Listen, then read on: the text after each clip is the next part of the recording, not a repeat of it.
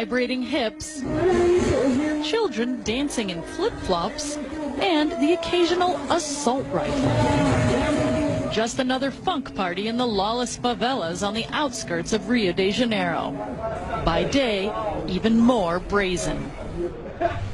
They're selling drugs right here behind me on the corner in the middle of the community in broad daylight. While life really goes on around them, they're selling to housewives and workers and teenagers while kids walk home from school.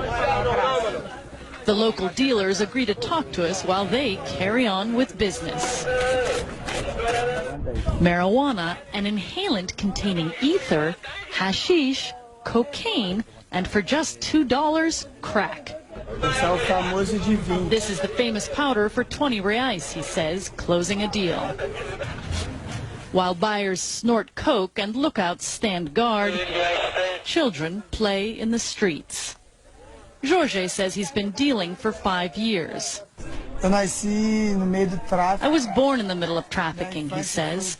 My childhood was trafficking, my adolescence was trafficking. I didn't see any other alternative. For decades, favelas were virtually abandoned by the state, teeming shanty towns without sewage systems or schools and hospitals. Neglected by police, warring drug gangs proliferated. If I told you I wasn't afraid of dying, it would be a lie, he says.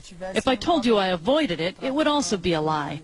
I wouldn't be here trafficking if that were true. In 2008, Rio launched a pacification program to secure the city ahead of this year's World Cup and the 2016 Olympic Games.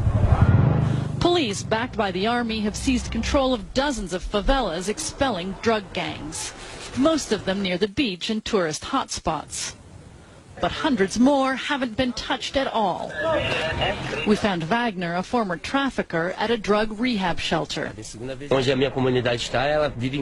My community lives in a constant war zone, he says. We make the headlines every day.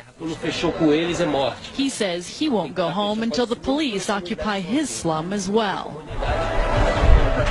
The pacification campaign does have its critics, who say more schools and job opportunities need to follow the tough-knuckle tactics, especially if they want to convince people in favelas like this one that police won't just pack up and leave once the big sporting events are over.